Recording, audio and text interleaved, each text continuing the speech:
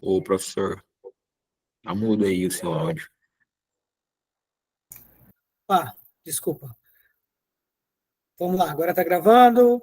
Boa noite, boa Boa noite. noite. Boa noite, pessoal. Bom dia, Boa boa noite. tarde, boa noite para quem está ouvindo depois. Bem-vindos aí à segunda aula da disciplina de Atitude Empreendedora. E a gente vai falar hoje sobre invenção. E sobre o que a gente pode fazer, como a gente lida com as invenções, né? Não da parte técnica da criação da invenção, mas da parte, os cuidados que a gente tem e a burocracia envolvida aí com a gestão das invenções que podem aparecer dentro de uma empresa. Não sei se vocês lembram da aula passada, mas na aula passada eu coloquei uma definição de inovação, que é a definição que eu gosto muito, e que eu decidi adotar aqui na disciplina, que a inovação tem dois componentes. Um componente é a invenção e a outra é a comercialização. Para a gente ter um negócio lá que de fato está inovando, a gente precisa ter esses dois componentes. A gente precisa ter uma invenção e precisa comercializar essa invenção. Nessa aula, a gente vai falar, então, desse primeiro componente, vai lidar com essa parte aí da criação dos negócios inovadores. Esse primeiro componente aí, que é da invenção. Vamos lá.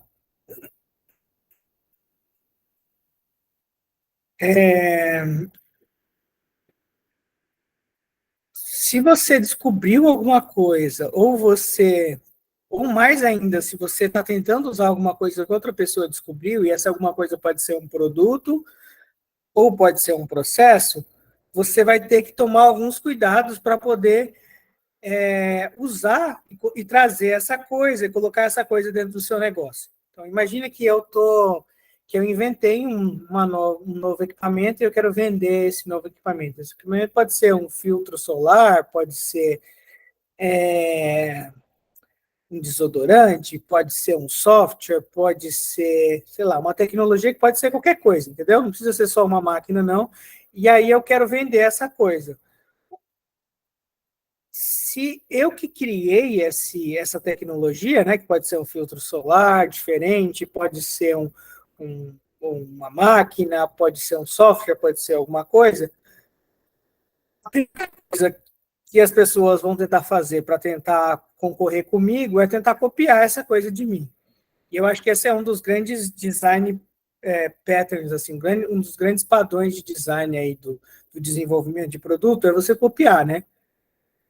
A primeira coisa que a gente faz quando está tentando desenvolver alguma coisa, está aprendendo a desenvolver, é copiar alguma coisa que já está pronta. Não sei se vocês já tiveram experiência em desenvolvimento, até para a gente ter um benchmark, né? A gente ter um modelo dentro do nosso ambiente para comparação.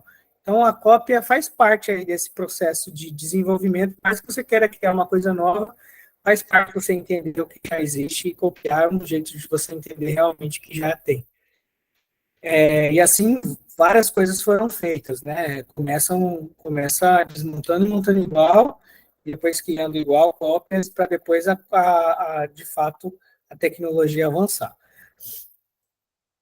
E aí, a pessoa vai poder comercializar essa coisa, se ela pega uma coisa sua, uma tecnologia aí, copia, ela pode comercializar desde que você não tenha uma proteção sobre essa tecnologia. E aí, boa parte dos países, e o Brasil, inclusive, tem vários mecanismos, várias leis que permitem você proteger uma coisa que foi criada. Então, se você criou um novo, sei lá, shampoo, e protegeu esse shampoo, a outra pessoa não vai poder comercializar essa coisa que ela copiou, embora ela possa estudar, entender esse seu shampoo. Isso não é proibido. Pode falar, Edmar. Professor, mas depois de um tempo ele pode, né? Depois de 10 anos. Aí ele tem que pagar só um royalties para você, né? Eu vou chegar lá, assim, depende de como tá, qual é o tipo de proteção que foi escolhida, mas Respondendo a sua pergunta, depende. Se essa tecnologia ela virou uma patente, e aí no Brasil a gente tem dois tipos de patente, que é a patente de invenção e modelo de utilidade. O modelo de utilidade tem 15 anos e patente de invenção é 20 anos. E aí, dentro desses 15 anos, né, a gente vai pegar essa história de patente, mas dentro desses 15 ou 20 anos, dependendo do tipo aí de proteção que foi feita, o Estado brasileiro garante a exclusividade aí da exploração econômica disso para o detentor da patente. E aí, dentro desse período de 20 anos, a pessoa tem que pagar royalties se negociar com você. Então, um belo mecanismo aí de receita, e algumas empresas fazem isso muito bem. A gente tem, acho que a P&G, a Procter Gamble lá, e a IBM tem uma estratégia muito forte de licenciamento de tecnologia. E aí, dentro do período de validade da patente, você licencia, e aí, como só você tem o direito, você tem também você pode passar esse direito para as pessoas, aí você pode fazer cessão de direito, como se fosse ou alugar esse direito, que é o licenciamento. E aí, dentro desse período aí de vigência, né, da proteção, você tem direito a royalties. Fora desse período, não. Então, depois que passar os 20 anos, aí não tem essa história de royalties, não. Entendeu, Edmar? Então, os royalties, eles valem durante o período que você tem a exclusividade de comercialização. Não sei se eu consegui explicar. Tá, conseguiu sim.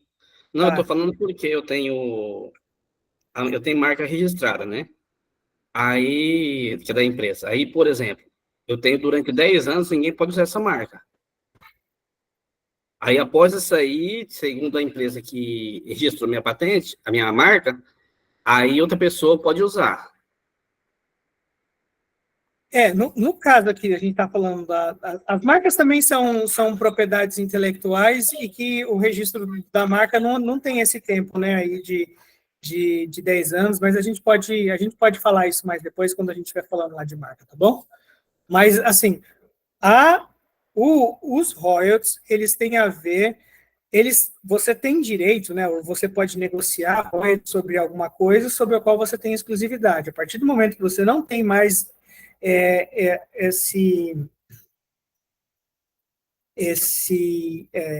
essa cessão do Estado, né, para poder explorar isso de maneira exclusiva, você não tem mais esse monopólio, aí não cabe mais a gente falar sobre royalties, entendeu?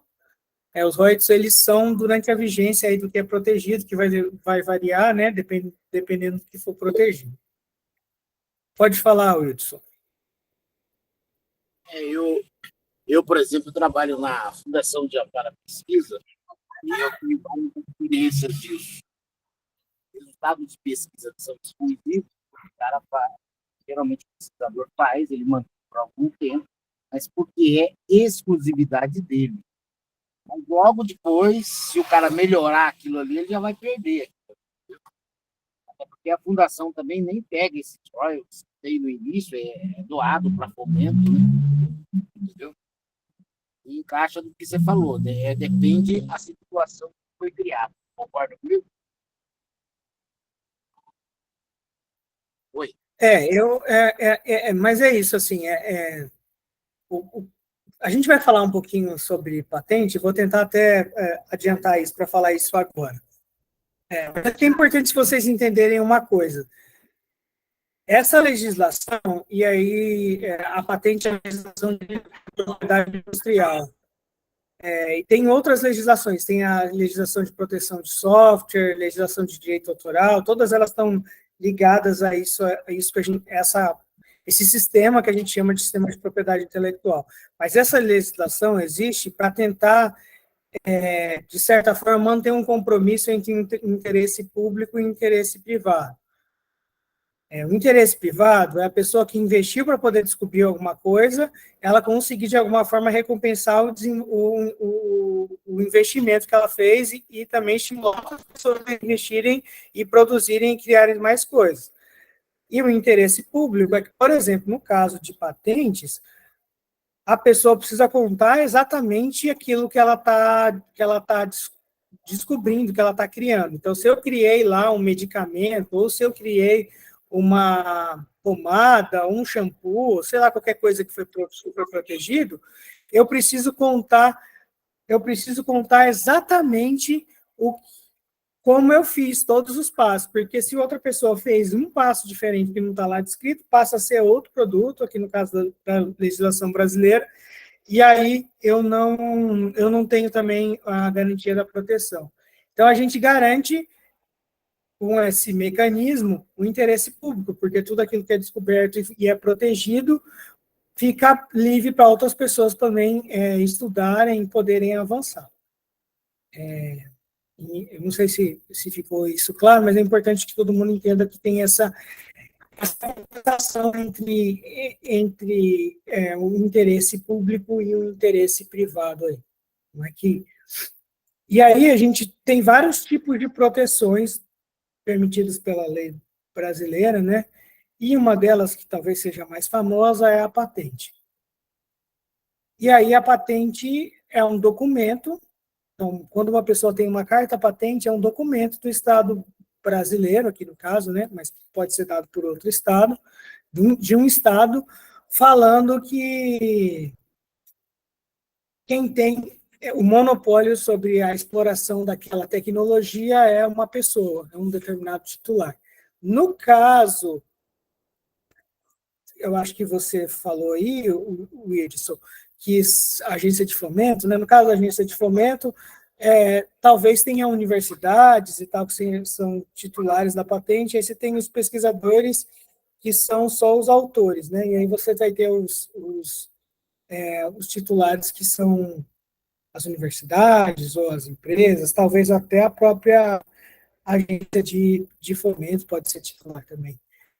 E aí é o seguinte, a pessoa consegue essa carta patente, que é um documento do Estado falando que só ela pode explorar aquilo, dando os direitos, né, de exploração econômica por um período limitado, no caso aí de uma patente de invenção, 20 anos, para uma pessoa poder explorar. E durante esse período que ela pode explorar, ela pode fazer várias coisas com a patente. Ela pode ela mesma comercializar. Então, vamos lá, imagina que eu inventei um relógio que faz alguma coisa, um novo relógio aí.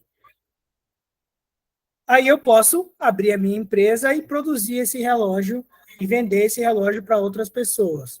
Essa é uma possibilidade. A outra possibilidade é eu pegar essa minha patente e licenciar para várias fábricas de relógio. Fulano, você não quer vender o meu relógio? Não, que eu criei, eu tenho direito de exclusividade, mas a gente vai fazer um contrato aqui e a gente negocia termos, né, para você me pagar para você produzir e vender o que eu acabei de criar. A outra possibilidade, não quero gerenciar esses contratos e não quero fazer esse licenciamento. Olha, eu vou vender essa patente aqui para alguém que queira. E essa pessoa pode ser tanto alguém que vai comercializar ou alguém que vai comprar para poder negociar com outra pessoa. Então, dado que você tem um documento falando que você tem o direito de explorar aquilo, te dando os direitos, né, de explorar aquilo, esse documento vira um ativo financeiro que você pode negociar e fazer contrato em cima dele. E aí, nesse caso, aparecem os royalties, porque você tem uma coisa que você pode comercializar, você pode negociar, né? E aí, o mecanismo é você nesses contratos de licenciamento ou de cessão, trocar o uso, né, a comercialização desse produto por uma porcentagem das vendas ou do lucro que quem está comercializando obtiver.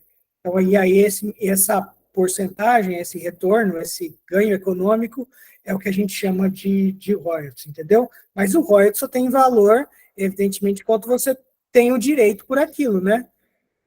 Funciona, não é exatamente igual, mas é muito parecido com você ter um ativo tangível, como uma casa, por exemplo. A partir do momento que você tem a escritura da casa, você pode alugar ela para uma pessoa, você pode vender essa casa para outra pessoa, e aí você recebe o aluguel, se você estiver alugando, ou o valor lá para que você está vendendo. Do mesmo jeito, se você tem um ativo intangível, como é o caso de uma patente de uma tecnologia, você tem aquele papel ali, que é como se fosse matricular um imóvel, você pode tanto alugar, que seria o caso de licenciar, quanto vender, que seria o caso de você ceder isso para outra pessoa. Não sei se ficou claro, mas isso só vale enquanto você tem o direito daquilo, né? A partir do momento que você perdeu o direito, aí não faz mais sentido falar em recebimento de royalties. Não sei se ficou claro para vocês. Quer dizer, a lógica do negócio é essa, entendeu? Existe você tem um direito sobre aquilo, e à medida que, quando você tem o direito sobre isso, você pode, evidentemente, negociar e receber ou um valor cheio, porque você vendeu aquilo para aquele direito para outra pessoa, ou porque você você licenciou para que várias pessoas pudessem explorar isso, né? E é isso também, assim, como isso é uma coisa que tem valor, isso inclusive pode entrar na contabilidade da empresa, entendeu? Então, tem como você fazer lá, tem uma resolução, no caso brasileiro, do Conselho Regional de Contabilidade, de como você inclui esses ativos lá como esses ativos intangíveis, no caso de tecnologia de patente, como é que você coloca isso lá dentro do balanço financeiro da empresa, e aí é uma outra coisa que também a gente não vai conseguir abordar aqui, mas que é interessante vocês saberem que existe, e aí teria que o contador lá ajudar vocês a fazer isso, se vocês chegarem ao ponto de ter isso, né? Como é que você faz isso para que isso entre lá no balanço financeiro da empresa? Porque realmente é um ativo da empresa. Então é isso. O que é uma patente? É um documento do governo brasileiro, no caso das patentes brasileiras, né? Mas no mundo inteiro a gente tem patente, dando a exclusividade, concedendo o monopólio para você explorar um determinado conjunto de coisas que estão descritos lá no documento de patente. E o documento de patente precisa descrever exatamente o que está acontecendo. Não sei aqui fazer uma pergunta. Vocês já olharam um documento de patente? Já tiveram a curiosidade de ver? Como é que é? Sim, já vi vários. E de várias formas, de várias situações, de produtos, que nem você falou no começo, pesquisa, de resultados para cosmético, para indústria, tudo é diferenciado, para cada caso um caso. No fascículo tem um link lá para vocês olharem uma patente daquela tampa de requeijão, sabe? Que é fechada a vácuo. Então, para quem não olhou, está colocando aí, acho que a mãozinha para baixo, acho que está no sinal indicando que não olhou, nunca viu nenhuma patente, eu recomendo que vocês deem uma olhada lá no fascículo, na parte de patente, na unidade 2, vai ter um link lá que vocês vão conseguir ver a tampa. Por exemplo, mas se vocês entrarem no site de busca de patente, vocês não conseguirem olhar outras, mas esse está bem fácil. Só abrir o PDF lá e na parte, na seção de patentes do conteúdo e abrir esse link. E aí vocês vão ver lá que estão todos os desenhos, como é que vai funcionar o mecanismo, e etc, etc, etc. Tudo lá. E a patente, ela é uma seção, é um monopólio, né? O governo está garantindo um monopólio de comercialização, mas ele não está impedindo que você utilize aquilo para pesquisa. Então, se você quiser melhorar um determinado processo, quiser fazer exatamente aquele passo a passo dentro dentro do ambiente de pesquisa, você pode fazer, só não vai poder comercializar, tá? Então, é uma coisa interessante que faz o conhecimento avançar, né? Mas ainda falando sobre patentes, tem uma coisa que eu não posso deixar de falar aqui para vocês, que é o seguinte. Vamos imaginar que vocês descobriram alguma coisa. Qualquer coisa. Como eu disse antes, pode ser qualquer coisa mesmo, qualquer coisa. Pode ser uma receita de alguma coisa, uma forma, qualquer coisa. Você tem uma decisão que é a de proteger isso que você descobriu ou não. Você pode escolher, falar assim, olha, eu não vou proteger isso aqui que eu acabei de inventar. Tá? Eu inventei essa coisa, pode ser uma máquina, pode ser um produto, um processo, e aí você tem uma escolha que é de falar, eu quero proteger isso porque... E aí eu vou pensar numa estratégia de proteção, isso vai variar aí do que eu estou querendo proteger. Mas eu tenho essa escolha. Agora, quando você está envolvido num negócio de inovação que usa um produto, tem uma escolha que você não tem, que é a escolha de você quebrar a patente de outra pessoa. Eu tenho a escolha de não proteger aquilo que eu inventei, mas eu não tenho a escolha que é de usar aquilo que outra pessoa inventou sem autorização daquela pessoa. Vocês estão entendendo? Essa escolha eu não tenho, a legislação não me dá essa escolha. O arcabouço jurídico e econômico que a gente vive aqui não permite que a gente fale assim, eu não quero respeitar aqui as proteções da Apple, e aí eu vou vender aqui Apple como se fosse, chamar meu produto de Apple e já era. Eu não posso fazer isso, porque se eu estiver usando a marca da Apple, vai ser pirataria, ou se eu estiver usando um produto da Apple, vai ser outra coisa. Muito antigamente, a gente tinha não sei se é da época de vocês, né, mas no começo da computação no Brasil, a gente tinha uns Apples da periferia de São Paulo. Não sei se vocês lembram, que o pessoal, logo quando saiu o Apple, ou se é da época de vocês, existiam plágios descarados da Apple, que envolveu, inclusive, retaliação do governo americano ao governo brasileiro. Isso não pode fazer. Então, a gente tem essa escolha. Então, uma das coisas que a gente precisa aprender a fazer quando a gente... Pode falar, Jataniel. Professor, só que alguns têm a questão de atualização. A atualização, ele não quebra, alguns estão falando de data, ele tem outras normativas, né, quando tem atualizações no processo, né? E essa questão também de... Aí tem esses... Colocar tênis, tem tênis que vem com a marca certinha do produto, que não é original. Ele não tem problema também? Então, aí o que acontece, assim, eu não sei se eu entendi, mas sobre o tênis é o seguinte, imagina que você tem um tênis que não é da Nike e está com a marca da Nike. Você tá, de certa forma, infringindo os direitos da Nike de explorar a marca dela, né? Então, é ilegal, é uma pirataria. É pirata. É pirata, então é ilegal. Do mesmo jeito, sei lá, relógio, qualquer coisa que você está usando, você está quebrando a marca e, às vezes, até a propriedade do produto, né? Eu sei que tem até registro de camisa de futebol, aquele layout lá, você está usando a camiseta pirata, você está, além de estar infringindo o direito da marca, está infringindo o desenho também. Não, Tá? que tem vendas, né, no Brasil praticamente inteiro, né, nessa questão, né.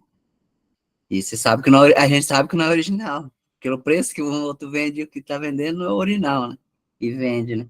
E ninguém faz, tipo, não vejo comércio fechando com eles também. Assim, é uma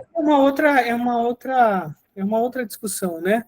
Mas com certeza a pessoa que está fazendo isso está correndo risco, né? De poder ser litigada, né? De ter um processo, ter que responder, mas aí, assim, é uma outra coisa, né? Uhum. Isso é uma discussão maior aqui do que a gente está fazendo. Então, essa é a segunda, mas sim, eu tô voltando à primeira pergunta, eu falo assim, que quando você tem um sistema, por exemplo, vou colocar assim, você tem um direito dele, mas, falando de 10 anos, alguma coisa assim, mas tem atualizações, ou alguma outra tecnologia, ela tem atualizações, então o 10 anos não vale, né? Essa história de 10, 20, 15 anos para patente, tá? Isso vale para patente. Uhum. A gente vai falar um pouco sobre software. Software, no Brasil, a gente não tem patente de software, tá? No Brasil, a gente não tem patente de software, então esse tempo não vale para software, tá bom? Eu acho que era isso. Deixa eu ver aqui. Deixa eu Então, só- assim, vamos voltar aqui deixa eu só terminar o meu raciocínio aqui. Rapidão. Eu só queria fazer uma pergunta que não tem nada a ver aqui. Eu estou no celular, estou chegando em casa e ligando o computador agora. Como é que eu marco presença aqui pelo celular? Olha, talvez um colega possa ajudar, porque como eu nunca marquei presença, eu não sei. Do mesmo jeito. Da mesma Entra forma, no AVA, Wilson. entra Não, no mas AVA e vai lá no lugar. Tem que ir no AVA? Tem. Ah, então beleza. Então. Beleza, eu vou abrir o computador. Você entra então. no AVA, entra na disciplina e vai estar lá em cima da disciplina. Só que a presença agora começa a liberar a partir das 20. Tá quase dando 20 horas.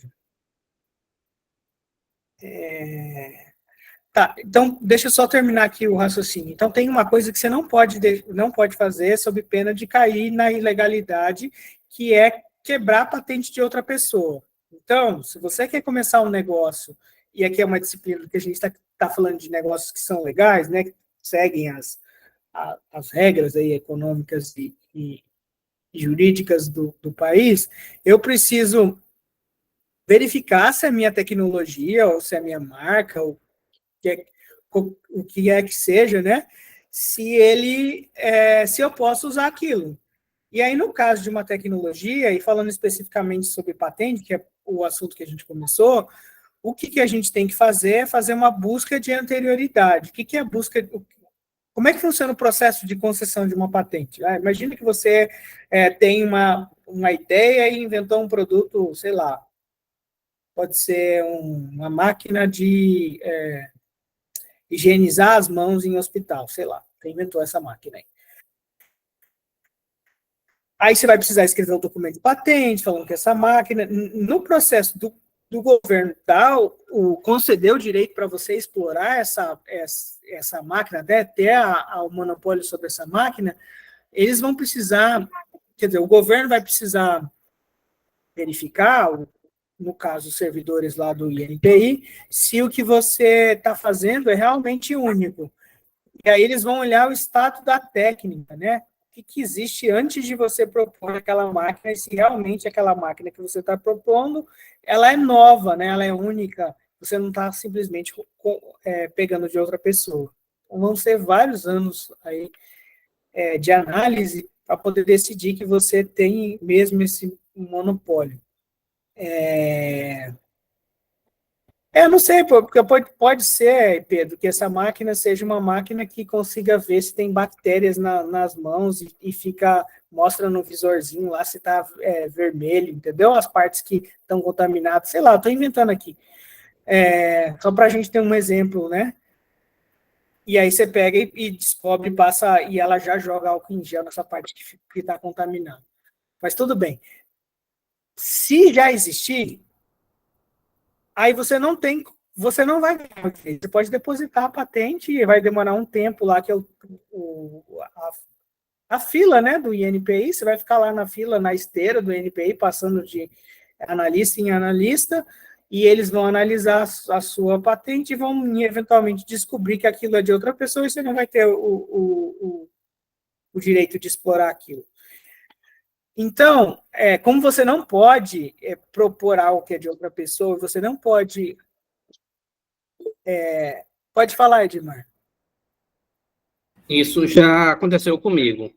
Uma empresa lá do Paraná ligou para mim perguntando se eu não podia disponibilizar o nome da minha empresa para ele estar usando.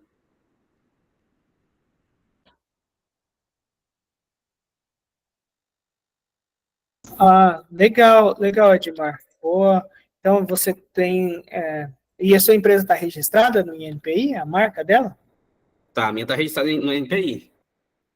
Então, nesse caso, ela não pode mesmo usar, e ela deve ter a chave, e aí, nesse caso, ela teria que licenciar de você, né? Ter autorização para poder usar. Isso mesmo. Aí, até um advogado que entrou em contato comigo querendo que eu disponibilizasse para poder estar usando.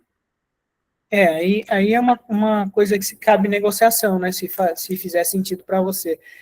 A Elcio está com a mão levantada. Pode falar, Elcio. Aconteceu mesmo comigo aí, o que aconteceu com o Edmar.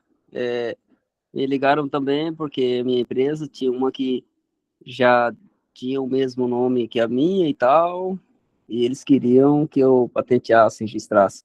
Mas aí eu abri mão, falei, não, pode me manter aí. Mas foi a mesma coisa que aconteceu com ele. Ah, legal. Então é isso. Como você não tem essa escolha, né? Você não pode escolher não seguir as regras, né? Pelo menos nos negócios que a gente está tratando aqui, você precisa fazer a busca de anterioridade. Então, a atividade até dessa unidade aqui da disciplina é essa, é vocês fazerem uma busca de anterioridade, vocês vão entrar nos sites e fazerem uma consulta sobre isso para vocês entenderem, assim, como é que funciona. E a gente pode pensar exclusivamente em patentes, tá? Escolhe qualquer tipo de máquina e faz uma busca lá em vários sites. Pode falar, Charles. Professor, boa noite. Está me ouvindo? Estou ouvindo. Obrigado. A minha situação ela foi similar à dos amigos. Eu tenho uma empresa chamada Grupo MT Broker, desde o ano de 2006. Na época, os distribuidores da Nestlé no Brasil inteiro se chamavam DAN, Distribuidor Autorizado Nestlé. Houve um posicionamento estratégico e no ano de 2009 eles disseram que eles seriam a sigla de cada estado com a palavra broker. Então, quando chegou aqui no Mato Grosso, a minha empresa ME, eu faturava na época ainda 80, 100 mil por mês, e eles me chamaram para uma reunião e disseram, olha, a gente vai usar o seu nome, porque nós somos a Nestlé Mundial, e não adianta brigar com a gente. Só que o meu nome já estava registrado, a marca também estava em processo de registro no INPI, e eles passaram 3 anos tentando me impor que eu passasse o nome para eles, tentaram me comprar, eu tomei muita raiva do tema, e depois de 5 longos anos de briga, foi finalizado o meu registro empresarial e eles foram obrigados a inverter a estratégia porque eles não conseguiriam, aqui no estado do Mato Grosso, usar MT Broker, porque era meu. Então, agora eles inverteram. Todos os estados é broker, a sigla. Né? Chegou até a ter uma negociação financeira, a minha empresa já tinha um capital social um pouco mais consolidado, e eles queriam me oferecer 10 mil pelo nome, e eu cobrei o que valia na época. A minha carteira de clientes, contratos futuros, eu cobrei 400 mil e eles não quiseram. Eu disse, então, tudo bem, nunca mais toca no assunto.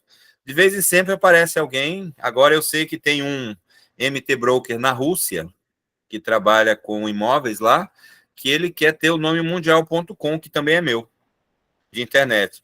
Então, desde 2006 eu tenho os domínios registrados, e aí o povo de vez em sempre tenta fazer alguma coisa, mas o registro do Brasil está garantido, o de fora eu tenho só o domínio, né? Mas aí a gente se protegeu dessa forma, vale a pena, é oneroso, são muitas chancelas que você tem que entender. Existe um Instituto Nacional que eu sugiro, e se o senhor autorizar, eu coloco o endereço aqui também. Ele tem um curso por ano, 100% à distância, gratuito sobre isso, que ele é contado como uma extensão universitária de 112 horas, se não me falha a memória. E ele é muito importante, ele fala absolutamente tudo. Você fez aquele curso dele 101, né? Isso, ele é muito difícil, a prova tem 40 questões de nível de dificuldade, assim, de 8,5 a 10. Você tem que realmente fazer, você tem 8 horas para fazer a prova, você tem muitos fascículos, e tem que estar tudo à mão realmente para não tomar bomba. Eu tentei 2 anos seguidos, no terceiro eu consegui passar. Legal, Charles, valeu aí. Obrigado Na pelo... fascículo tem o site lá do INPI, tá? Mas se quiser colocar no chat, não tem problema não. Beleza, obrigado pelo espaço, valeu. Valeu. Pablo, tá com a mão levantada? O questão do MEI, ele também vale como patente? Eita. Não entendi muito bem, Pablo. MEI, você fala da empresa que é MEI, microempreendedor individual, isso?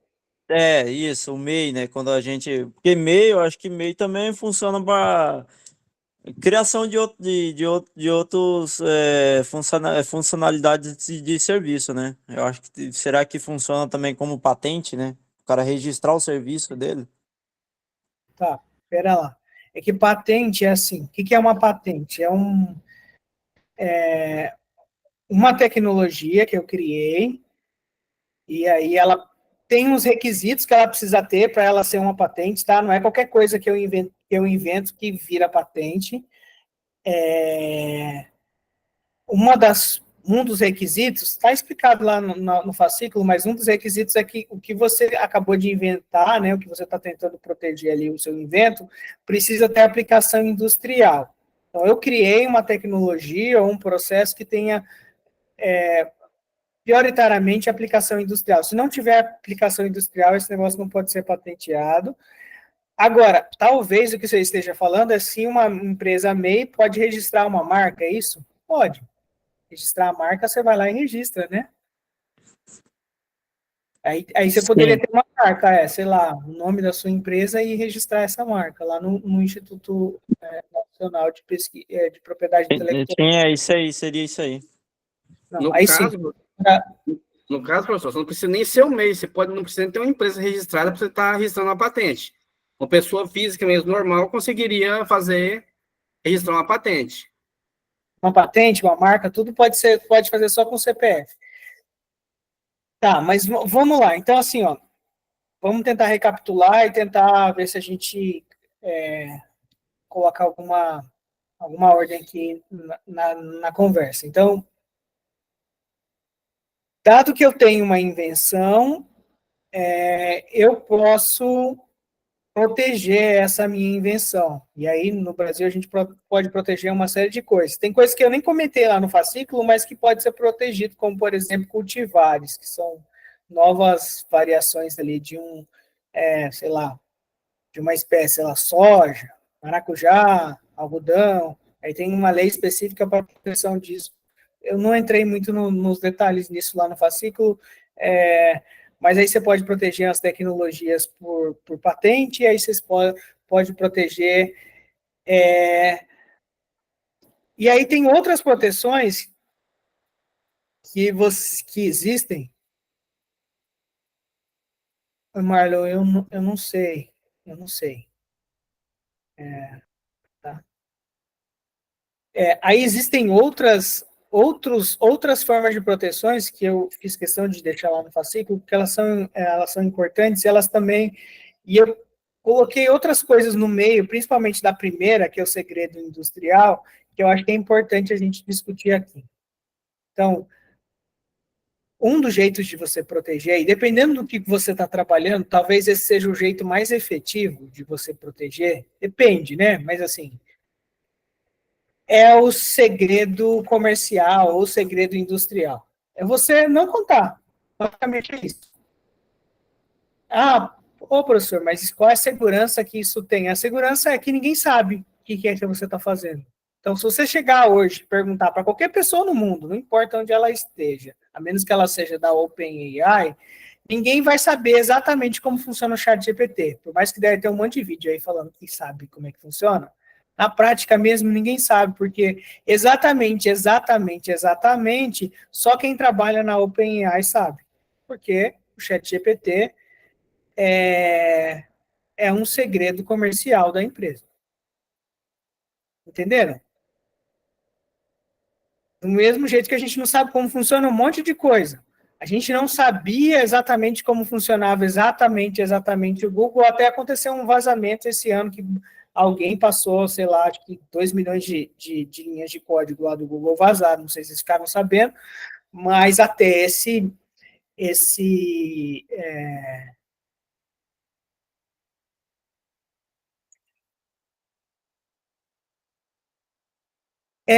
a indústria química tem isso mesmo, Marcos. Tem vários elementos que eles têm esses nomes, assim mesmo. Mas é isso. Você não conta o que é exatamente e beleza. Recentemente eu recebi um empreendedor americano que aqui na UFMT, que ele tá tentando trazer, não sei se conseguiu, uma resina lá que ele mistura as duas, aí tem uma reação exotérmica e tal, e vira uma resina. E lá nos Estados Unidos eles fazem mesa pode misturar coisa nessa resina e vira tipo um Kevlar, né? Coloca Kevlar no meio e aí, assim, vira uma mesa resistente à bala. E aí você pode colocar uma série de outras coisas, ele queria usar bagaço de cana e etc. aqui. E aí lá na conversa, assim, a gente entendeu, e ele foi bem claro, que o que tem naquela resina não interessa, é um segredo, ninguém sabe. Ele ia ter um parceiro que ia receber os dois compostos aqui no Brasil e ia misturar. Basicamente ia ser isso. E ele já tinha os fornecedores desses dois compostos, estava negociando isso, então isso é uma prática comum. Na minha área, que é computação, isso é assim, a coisa mais comum que tem. Ninguém conta como são os produtos que você usa comercialmente, ninguém sabe como eles são. Não são todos os produtos que estão abertos, como não tem patente de software, a gente também não tem patente para saber como é que eles funcionam. Então, essas coisas a gente tem que fazer engenharia reversa e tentar ir descobrindo, lendo papers de pessoas que chegaram parecido para tentar chegar ali na solução, mas ninguém sabe exatamente como eles funcionam. Então, o segredo comercial, ela pode parecer a proteção mais simples, mas ela é bastante efetiva e em alguns casos, em algumas áreas como computação, eu acho que ela é a melhor proteção que tem. Pode falar, Edmar. Aqui no Goiás mesmo, aqui próximo à cidade que eu moro, Barra do Garças, teve 2 pedreiros que descobriram um cimento líquido, onde ele jogava um produto, ele mostrava, mas o outro ele não mostrava, não falava a forma qual que era. Na hora que jogava na massa, ele virava um cimento líquido. Com apenas 250 ml, ele conseguia fazer uma betorneira de massa de concreto. Aí chegou a indústria cimentícia e enforcou eles. Não deixou eles tocar mais para frente o projeto deles que ele tinha. Compraram a patente deles para eles não poder estar usando mais esse produto. Entendi. Se aqui, assim, aí esse é um risco, né, assim, de quem tem uma coisa que é segredo comercial industrial.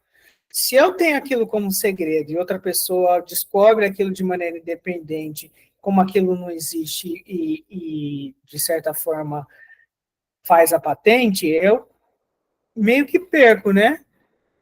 Claro que aí a pessoa ia ter que litigar contra mim, ia ter que me impedir de parar ia ter que me impedir de comercializar, eu já ia ter antes e tal, ia ser uma dor de cabeça aí do negócio, e no final acho que os advogados que iam ganhar aí com essa história. Mas é um risco, o segredo comercial é um risco, mas em algumas áreas, e especificamente em computação, ela é uma proteção muito efetiva. E a gente usa bastante para, por exemplo, banco de dados, que a gente não vai divulgar, e aí a pessoa nunca vai conseguir chegar num resultado. Minha área é inteligência artificial. Se você não tem os mesmos dados, muito dificilmente você vai conseguir construir o mesmo modelo, e aí você precisa guardar esse modelo aí como uma propriedade da sua empresa e proteger esses dados para que outras pessoas não acessem e saiam por aí criando modelos. Então, é uma proteção muito efetiva. Então, se tiver alguém aí que queira trabalhar, ou que já trabalha com computação, é interessante de saber. E aí, dentro dessa sessão aqui, dessa parte de segredo comercial, eu coloquei uma coisa que foge também do segredo industrial. Mesmo que eu tenha uma patente, mesmo que tenha alguma coisa, é importante a gente tomar outros cuidados. Então, a proteção de alguma coisa, de uma tecnologia, de um processo, ela não passa só por eu criar a minha patente. Tem uma série de outros cuidados que eu preciso ter. Um desses cuidados são eu sempre assinar os termos de sigilo antes de eu conversar detalhes técnicos de alguma coisa. E por mais que eu tenha uma patente, talvez tenha processos subjacentes, né, que são derivados e que acontecem lá, que não estão descritos na patente e que eles são importantes para a minha empresa. E eu, às vezes, não quero contar esse segredo para outra pessoa. Não faz sentido, não é estratégico para o meu negócio que a outra pessoa tenha acesso a essa informação. E aí existem esses acordos de não divulgação, ou termo de confidencialidade, ou termo de sigilo, que em inglês as pessoas chamam de NDA, né? Não sei se vocês já ouviram falar, mas é um termo bastante E aí você não abre essas informações sem você ter esse termo de sigilo aí assinado. Eu entendo que esse talvez seja um dos grandes indicadores aí de inovação. Se você quiser contar que você já trabalhou em muitos projetos de inovação, em várias empresas de inovação, né, que estão criando várias coisas, sem você contar isso, é só você contar quantos NDAs você já assinou. É um jeito de você contar que você já trabalhou em muita coisa de inovação, porque, em geral, as pessoas que estão inventando coisas novas vão exigir que as pessoas que estão trabalhando lá todas assinem NDAs para que esse conhecimento não vaze. Até uma pergunta interessante aqui, algum de vocês já assinou algum termo de sigilo, alguma coisa parecida? Pode falar, Charles. Professor, eu já assinei, inclusive eu estive nos dois lados da mesma situação.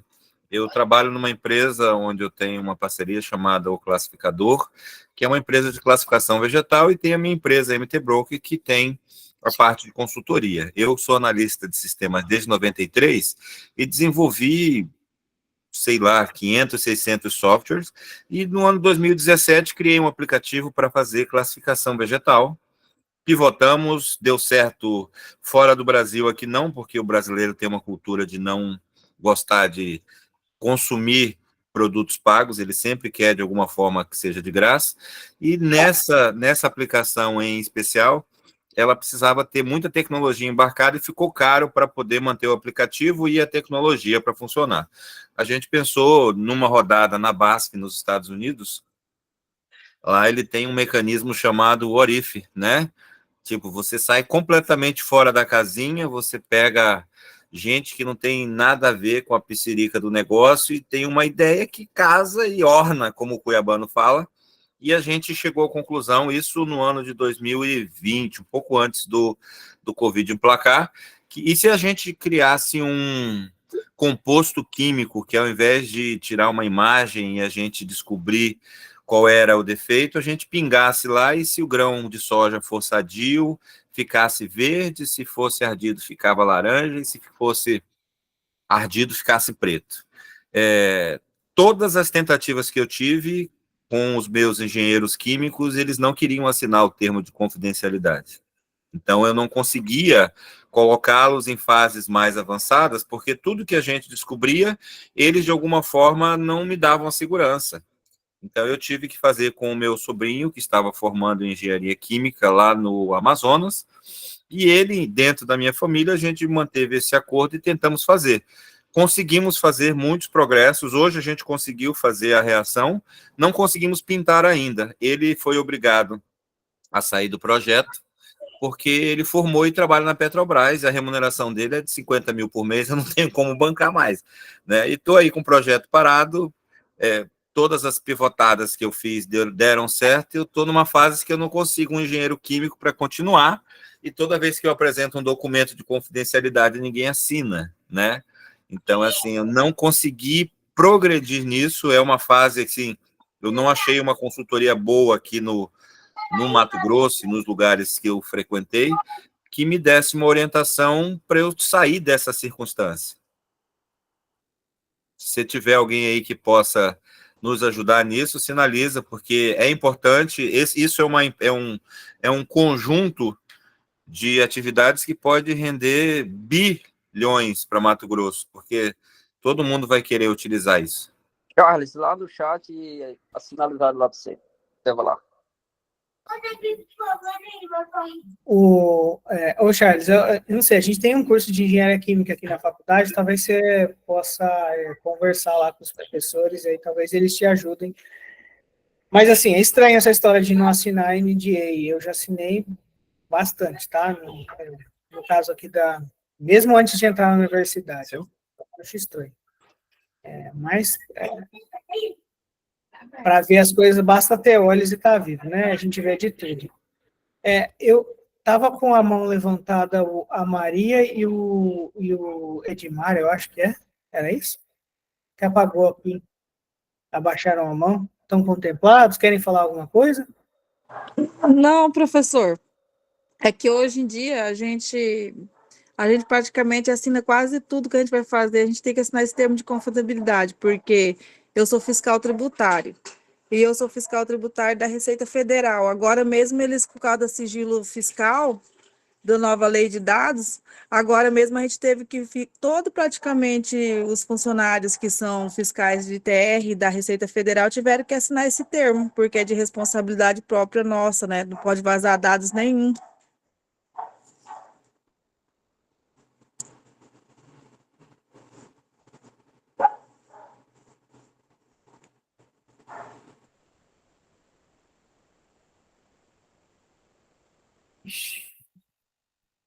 Caiu. E o meu caso aqui é também que eu presto bastante serviço para agências bancárias, né? Então, aí, todo projeto que eu pego, eu tenho que assinar um termo de confiabilidade também, porque questão de seguranças de bancária, né? De passar dados, da empresa, projetos, tudo. Então, tudo tem segurança. Também, tem que assinar também o termo de segurança também.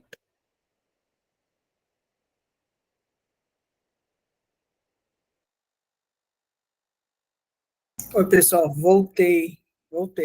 Eu caí aqui, minha internet caiu, mas eu voltei. Vocês estão me ouvindo? Positivo. Beleza, então vamos continuar.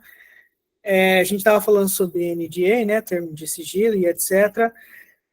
Fora isso, e isso pode estar no contrato de trabalho também, né, dos funcionários, e às vezes você tem que ter acesso a dados que que são sensíveis, como foi o caso que a Maria passou ali. Então, às vezes a gente tem acesso a imagens de pessoas, dados pessoais e dados fiscais, como a pessoa gastou o dinheiro, e realmente, nesse caso, faz sentido, né, que a gente se responsabilize por esses dados não vazarem, embora os dados dos brasileiros, o meu dado em particular, já vazou várias vezes. Né?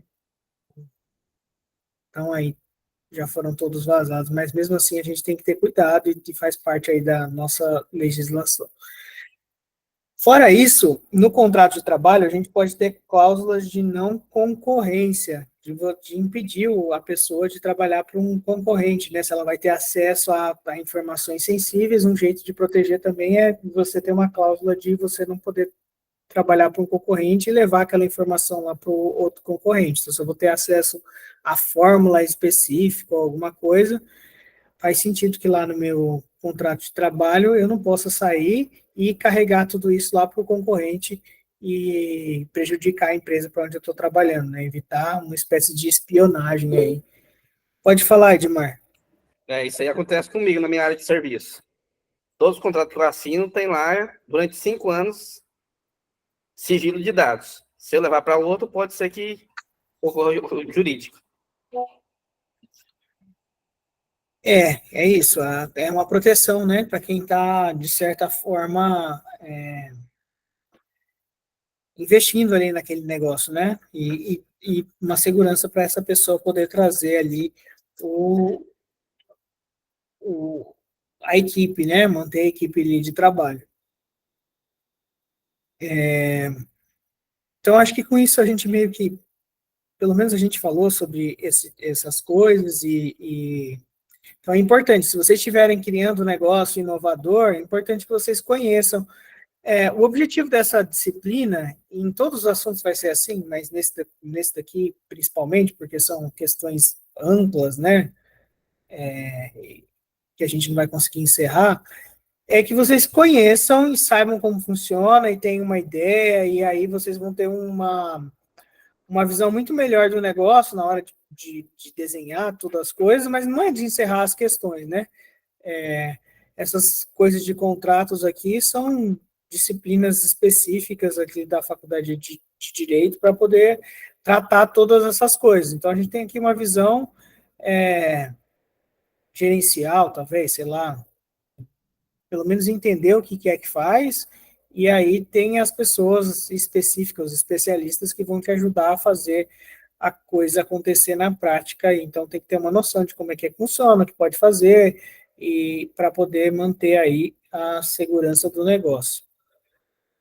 Fora isso, no caso específico de software, embora a gente tenha uma lei de software, então uma das leis lá de proteção de propriedade intelectual, além da lei de propriedade industrial, a gente tem uma lei específica para lidar com software. A gente tem a proteção de software feita por direito autoral. Então, software em particular, ele é protegido por direito autoral. Tanto que quando você vai registrar um software lá no INPI, o que você faz é você pegar e gerar um hash, que é um código que descreve aquele conjunto de arquivos, um código lá com letras e números, e enviar esse código para lá, só para você garantir que aquele conteúdo específico foi realmente você que criou e te dá esse direito aí de autor. O que isso implica? Implica que é o seguinte, se você faz um software X, por exemplo, que faz pagamento, a outra pessoa, ela só vai estar infringindo a sua propriedade, ali, o seu direito sobre o software, se ela pegar o seu software e copiar. E ter um software igualzinho, como a gente tem, por exemplo, cópias de Windows, cópias de Core, cópias desses softwares assim, que as pessoas usam. Mas, se a pessoa pegar o seu software e refazer o seu software, reimplementar o seu software, e aí, então, não tem proteção. Vocês estão entendendo? Que é uma proteção diferente de uma patente? Porque se eu pego um equipamento que está protegido por uma patente e eu remonto ele igualzinho, eu estou infringindo a patente. Mas no caso do software, se eu pegar ele e reescrever ele do meu jeito, eu não estou infringindo a proteção do software. Então é diferente. É bem diferente. E é até por isso que o software não faz muito sentido você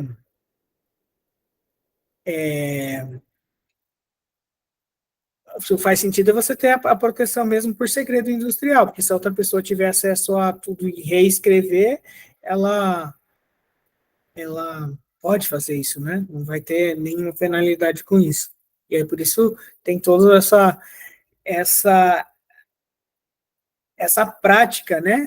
Que foi uma prática muito comum, e dependendo da estratégia da empresa, ela pode não seguir com essa prática. Então, tem um caso de que a estratégia de litigância contra a pirataria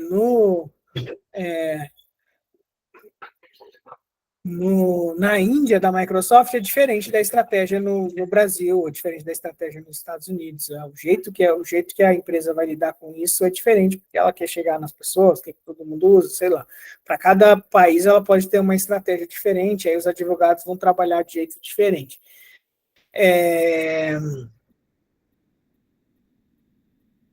Então, e aí, assim, na comunidade de software em particular, esse movimento aí de direitos autorais, né, de copyright, e um incômodo com isso, né, porque tudo era segredo industrial e ninguém sabia como exatamente acontecia, gerou um desconforto em algumas pessoas, e aí aparece um movimento de software livre com um tipo específico de direito autoral, de copyright, né, que o pessoal chamava de copyleft,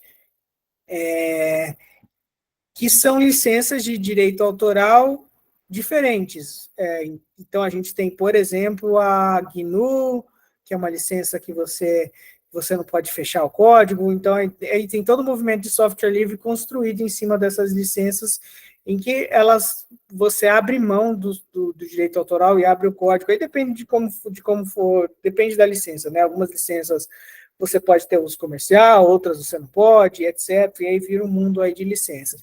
Mas se você estiver construindo uma solução comercial baseada em software, é importante que você se atente à licença do software que você está utilizando aí para você construir a sua solução. Então, nem sempre todo software que você está utilizando, você pode fechar o código, comercializar. Você tem que dar uma olhada lá na licença para ver se isso é possível. Mas, em geral, é possível, mas é importante dar uma olhada, saber quais são as licenças, entender aí o que acontece. Então, é isso sobre direito autoral. E agora aqui, mais ou menos com... aí se tiver licenciado em Creative Commons, aí tá aberto, né? mas não sei se Creative Commons é a licença mais famosa para software, não. Mas é uma licença aberta, né? Eu acho que a MIT e a GPL são mais usadas, mas tem software que está sob Creative Commons, sim. E aí você pode usar. Então é interessante vocês, se estiverem construindo alguma coisa, entenderem qual que é a licença daquilo, se você pode ou não pode fazer aquilo, para não ter um problema depois que já está feito, né? E aí, depois que já está feito, aí vai ter que gastar com o advogado. Então é isso. E mesmo empresas grandes sofrem com isso, né? Com esses problemas de gestão de propriedade intelectual. Eu não sei se vocês viram, eu coloquei lá no fascículo, acho que o final do ano, começo desse ano, final do ano passado, a Apple foi impedida de comercializar o Apple Watch porque ela quebrou a patente de uma empresa que fazia monitoramento cardíaco, aí teve uma tentativa de aquisição que não deu certo, e etc. E parece que os engenheiros da Apple, inclusive o engenheiro que tomava conta desse projeto era brasileiro, tiveram acesso a dados e incluíram aos dados e aos softwares dessa empresa, incluíram isso lá no Apple Watch. E aí isso foi parar na justiça e a Apple foi proibida de vender o relógio com algumas funcionalidades lá durante um tempo. Então, mesmo essas grandes empresas têm que lidar com isso. Então, essa é uma coisa... não, mas acho que é até uma boa, né? O brasileiro está lá no meio, o brasileiro está liderando o time lá dentro da Apple, é uma boa notícia, né? Mas é isso, então, a gente precisa pensar nessas questões antes da gente criar o nosso negócio. Ao desenvolver novas coisas, a gente tem que voltar e repensar essas questões. Existem coisas muito mais avançadas que a gente poderia falar aqui, mas acho que foge um pouco do escopo. Então, no fascículo eu cito um livro lá do Henry Chesburn, que chama Inovação Aberta. Se vocês tiverem um tempo e a oportunidade de ler o livro dele, é muito interessante. Ele vai discutir várias estratégias sobre gerenciamento de PI, pensando em modelos de negócio, né, e essa história de inovação aberta, que também tem um pouco a ver com o que a gente está falando aqui, porque a inovação aberta é você também criar produtos em parceria com outras empresas, e isso também envolve você ter pensado muito bem dentro da sua empresa como é que você quer lidar com o PI, porque se você está querendo fazer isso, chama inovação aberta. Vou ver se eu acho aqui um link, não que eu esteja recomendando a compra, tá? Só para vocês saberem qual livro que é. Chesburn.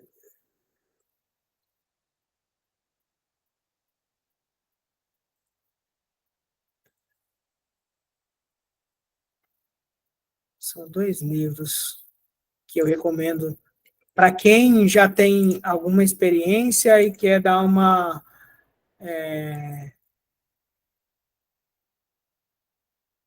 e quer estudar questões mais avançadas. Um dos livros é esse daqui, Modelos Abertos. Olha, eu imagino que tem assim na biblioteca. Qualquer coisa, se vocês quiserem, em Cuiabá eu tenho, se quiser emprestado, eu empresto, tá?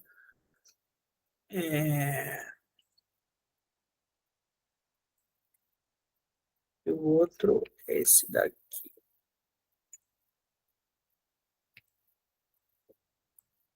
O outro é esse daqui. São 2 livros, eu recomendo para quem quiser dar uma pensada aqui em estratégias, né, de como e ver casos, né? Ele vai contar vários casos de empresas que souberam explorar a propriedade intelectual, empresas que não souberam explorar, e casos de empresas que usam outras empresas para fazer co-desenvolvimento de produto, ou que passam um produto que elas desenvolveram para outras empresas, e é isso que ele chama de inovação aberta, né? Que a empresa consegue trocar essas invenções até com concorrentes. Então, faz sentido para ela lá no negócio, ela compartilhar as invenções junto com os concorrentes. Então, esses dois livros são interessantes, eles mostram uma série de casos, e ele é um livro muito bem escrito, uma pessoa que se dedica muito tempo a esse tema, então são duas leituras aí que eu acho que são muito interessantes nesse sentido. Então, não são leituras jurídicas que eu acho que, assim, essa parte jurídica a gente tem que deixar para os advogados se aprofundarem. A gente tem que entender aqui a parte mais estratégica e gerencial, entender como é que eu vou ver essa tecnologia que eu estou criando, se eu quero criar mesmo um negócio inovador, e não entender exatamente qual que é o formulário que eu tenho que preencher lá no INPI, embora o nosso amigo já tenha recomendado o curso lá, 101 lá do INPI, que é muito bom mesmo. Eu recomendo também, se tiver um tempo, para que vocês façam. Eu acho que é isso, gente. Eu passei pelas questões que eu considero mais... legal, Carolis. Valeu aí pela indicação. É muito legal. Então é isso. Era isso que eu estava preparado aqui para conversar para vocês. Eu acho que é isso que eu queria, né, nesse ponto aqui da disciplina, discutir. E se alguém quiser alguma coisa, tiver alguma dúvida dessa unidade, ou da unidade anterior, ou das unidades que vão vir para frente, também eu estou à disposição agora aqui para a gente bater um papo. Tá?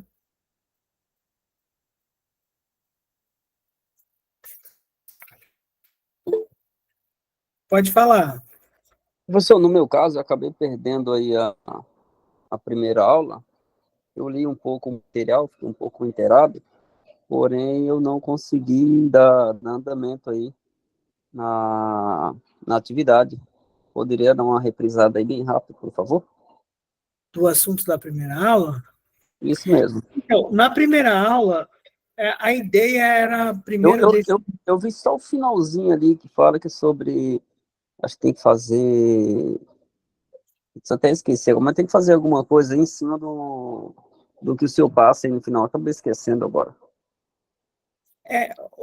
O assunto da primeira aula era contextualizar e começar uma conversa sobre o que é inovação, né? Então, essa é a primeira coisa. Eu falei o que é inovação, e a inovação aqui para essa disciplina é invenção vezes comercialização, que é uma definição lá do Bill Howlett, no livro dele, Empreendedorismo Disciplinado, que eu gosto muito, porque ela mostra as duas coisas que a gente precisa ter para ter um negócio com inovação, né? Você precisa ter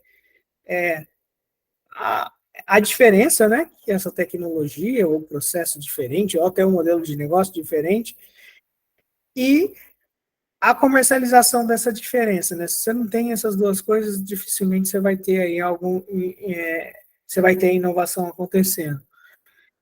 E aí a gente fala um pouco, né, sobre essa coisa, o que é uma startup, que a startup está no ambiente de risco, que a gente não sabe muito bem como é que o mercado vai acontecer. E para mim, qualquer outra coisa que não tenha sido testada, ela é só um devaneio, né? Só uma ideia que a gente tem na cabeça, né?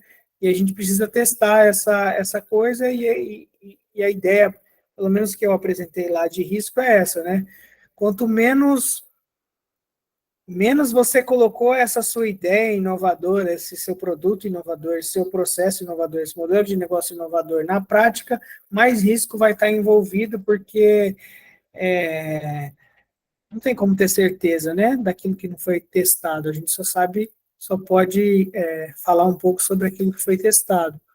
E um pouco da premissa da disciplina é essa, né, da gente tentar ver ferramentas que vão, de certa forma, diminuindo esse risco, ou seja, vão levando, à medida do possível, esse negócio aí mais quer dizer, a gente vai testando as hipóteses no meio do caminho. Então, essa é a ideia da disciplina, e na introdução, na unidade 1, é isso. Aí eu discuti alguns exemplos, eu não me lembro se eu acho que eu falei de iFood lá na aula.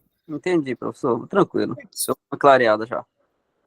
Mas assim, tá gravado, eu acho que você consegue reouvir. Mas se tiver uma dúvida específica, olha, não entendi tal coisa, aí eu posso explicar com mais detalhes. Assim, estou passando só por cima para ver se se você toma pé aí do que eu falei, tá bom?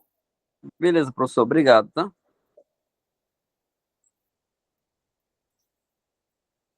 Mais alguém tem alguma consideração, colocação ou dúvida que eu possa ajudar?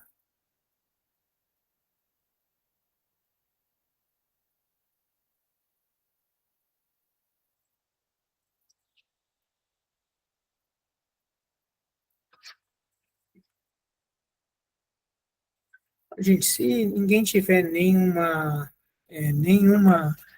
indicação, quer dizer, nenhuma dúvida, nem nada, a gente fica por aqui. Eu espero ter conseguido falar para vocês, assim, o quanto, e tentar demonstrar, né, o quanto eu acho todo esse assunto bem interessante. Eu gosto bastante disso. Talvez da disciplina inteira, essa seja a parte que eu mais gosto.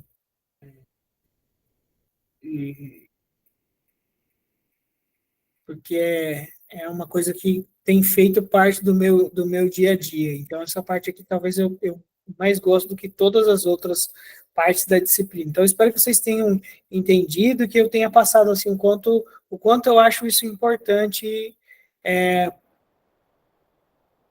para a definição de alguma coisa, de uma invenção, de um produto e etc. E da relação, né? A outra coisa que talvez eu tenha me esquecido de falar, mas que é importante, que vai meio um pouco nessa história de inovação aberta, eu vou falar aqui antes da gente terminar, é que se vocês realmente quiserem criar um produto com um inovador, talvez vocês tenham que se relacionar com outras unidades de pesquisa e desenvolvimento, sabe? E talvez as universidades sejam aí uma parceira nos laboratórios das universidades. Então, acho que, estando dentro de uma universidade, eu não poderia deixar de falar isso. Eu nem sei se eu coloquei isso lá no fascículo, mas é uma questão estratégica importante, né? Até que ponto vale a pena eu desenvolver tudo dentro da minha empresa, até que ponto vale a pena eu desenvolver isso em conjunto com uma outra empresa ou com uma universidade. Marlon, essa história de ambiente de inovação, ela é legal, mas assim, eu estou falando mesmo de desenvolver alguma coisa que não é, que é meio que, olha, eu preciso fazer como o nosso colega lá, eu quero colocar um produto que coloco na soja e muda a cor, entendeu? Talvez um laboratório específico, que pode ser o Senai, que possa me ajudar a fazer isso, ou uma unidade Embrapi, ou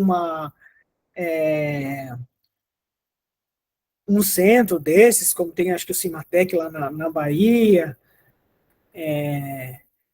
e aí você vai lá com aquele laboratório específico e vai fazer desenvolvimento em conjunto com ele. Nesse caso ainda, tudo o que eu falei aqui passa a fazer muito mais sentido, porque nesse caso, como eu vou estar fazendo em conjunto, eu vou ter que definir se a gente vai, se em conjunto, né, a empresa e essa outra entidade, que pode ser uma universidade, pode ser o Senai, pode ser, sei lá, qualquer outra coisa, até uma outra empresa, quem vai ser o dono da propriedade intelectual? Muita gente pode ter acesso a essa coisa, como é que vai ser, como é que a gente vai controlar para ter ou não ter, entendeu? E é isso, então é importante, e nesse caso vai fazer mais sentido ainda, e esse processo aí que eu estou tentando descrever aqui é o que o Chesman chama de inovação aberta, né? Uma empresa vai colaborar com uma outra entidade para poder criar alguma coisa. E essa outra entidade é uma entidade de P&D mesmo. Tem um pesquisador, um cara especialista em desenvolvimento e em pesquisa, né? Que vai trabalhar para isso. E aí eu posso ir atrás de pessoas que são especialistas numa determinada área. Mas é isso. Então, nesse caso, faz mais sentido ainda a gente entender essas outras coisas. E aí as pessoas que trabalham nessas unidades de P&D, então, têm uma obrigação de também saber como é que isso funciona, porque isso vai fazer parte aí do dia a dia delas, tá? Tá, eu acho que era isso. Acho que com isso eu acho que falei tudo que eu achava que tudo que eu penso que é importante aqui. Aí a Bruna fez uma pergunta em relação à atividade 1 sobre a identificação do modelo de empresa. Posso colocar tudo que eu identifico? Isso, coloca o que você identificar. Acho que o objetivo dali da atividade é oferecer, eu sempre vejo as atividades assim, tá? Como uma oportunidade de reflexão. Você olha para ela e fala assim, pô, não tinha pensado sobre isso. Se for isso, eu vou ficar super feliz de fazer vocês pensarem sobre uma coisa que talvez vocês não tenham pensado. E aí coloca aquilo, pensa um pouco sobre aquilo e coloca tudo aquilo que você identificar, tá bom, Bruno? O objetivo da atividade é essa. Então, você parar um pouco, pensa e coloca tudo aquilo que você identificar. As outras atividades também vão ser um pouco disso. Deixa eu ver se tem outra pergunta aqui. Gilberto falando sobre telemetria em tempo real de máquinas de transporte. Tá. Telemetria você fala coletar dados das máquinas, é isso, Gilberto? Em tempo real? Numa indústria, por exemplo, qual que é a pressão de uma coisa, é isso? Saber, sei lá, que aquela máquina está com a pressão tal, você tem um monte de medidor. Essa é uma coisa interessante. Pode falar, Edson.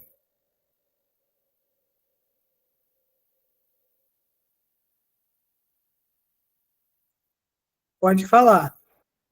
Quem está com a mão levantada pode falar.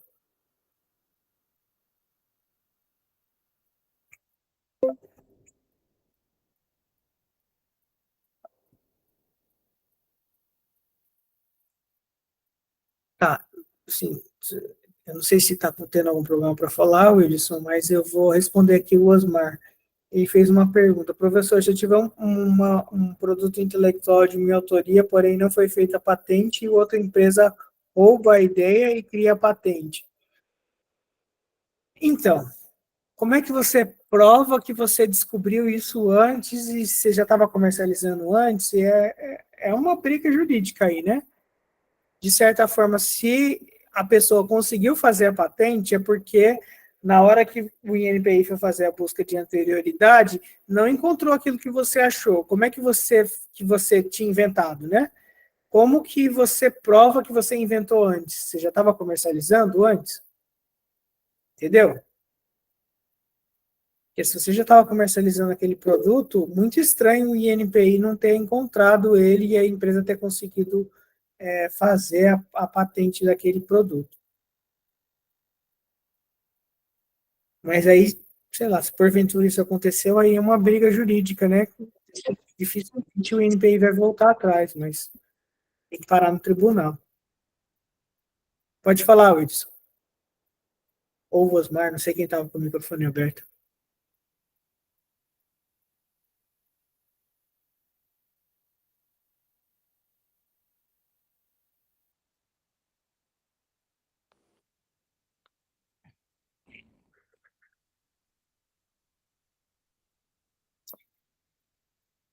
Pode falar, gente, eu não tô conseguindo ouvir, tá? Hein, professor, eu comento a questão, tipo, não sei se o senhor ouviu falar algum tempo atrás, onde falou que os caminhões de transporte, eles usariam um chip, tipo um GSM, alocado, tipo, na porta ali em cima, onde eles iam passando a tantos quilômetros de certos lugares, aquele chip ia mandando sinal, e aquele ia coletando diretamente, e eles iam tendo informação da carga, onde que estava, até por causa de desvio, esse tipo de coisa, tipo uma telemetria. Só que eu digo telemetria em máquinas, tipo um chip elaborado via internet, onde ele vai apontar todos os dados, consumo, o tempo que está ligado, o tempo que o tratorista utilizou, o consumo de óleo e acima mais, entendeu? Entendi. Tá, é uma ideia, assim, teria que pesquisar para ver se já existe e tal, se é possível patentear isso, né? Mas é uma ideia, uma ideia. Pode falar Montalbán. Não sei se estou falando direito o nome, tá? Me desculpe.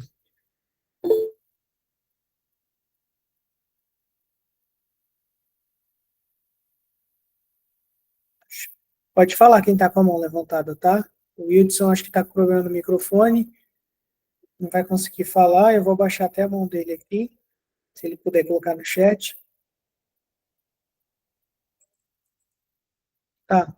Quem está com a mão levantada pode falar? Quer falar?